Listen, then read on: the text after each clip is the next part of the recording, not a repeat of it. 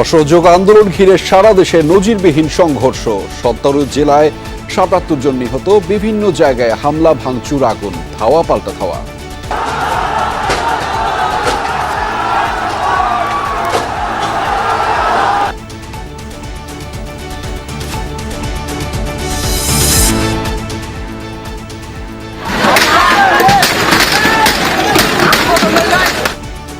সিরাজগঞ্জে এনায়েতপুরের থানায় হামলা, 13 পুলিশ সদস্য নিহত। কুমিল্লার ইলিয়টগঞ্জে আরও একজন পিটিয়ে হত্যা, সারা দেশে 3 শতাধিক পুলিশ আহত।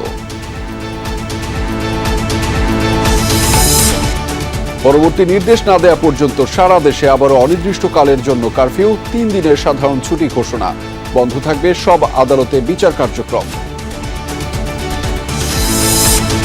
রাজধানীর বিভিন্ন জায়গায় সংঘর্ষ, শাহবাগে বিএসএমএমইউতে অ্যাম্বুলেন্স অগ্নিসংযোগ, সিএমএম কোর্ট প্রাঙ্গণে পুলিশের গাড়িতে আগুন, সাউন্ড গ্রেনেড।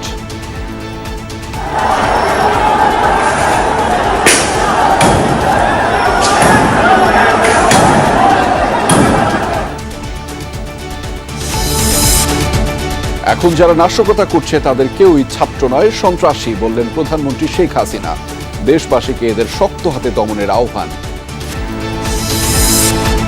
ধৈর্য ধরতে ধরতে শেষ সীমায় পৌঁছে গেছে আওয়ামী লীগ, বললেন নানক। সরকার পদত্যাগে যত বিলম্ব করবে ততই ক্ষতি হবে দেশ ও জাতির, মন্তব্য মির্জা ফখরুলের। সকল রাজনৈতিক দল, সংগঠন, ব্যক্তি, পেশাজীবী, শ্রমিক, কৃষক সহ আন্দোলনে ঝাঁপিয়ে পড়ে এই অবৈধ সরকারের পতন নিশ্চিত করার আহ্বান জানান। যে যেখানে আছে ঐক্যবদ্ধভাবে দেশ বিরোধী অপশক্তি জামাত বিএনপিকে প্রতিরোধ করতে হবে। আন্দোলনকারীদের উপর গুলি না চালানোর রিট হাইকোর্টে খারিজ। পুলিশের গুলি করার প্রয়োজন হলে মানতে হবে আইনি বিধান।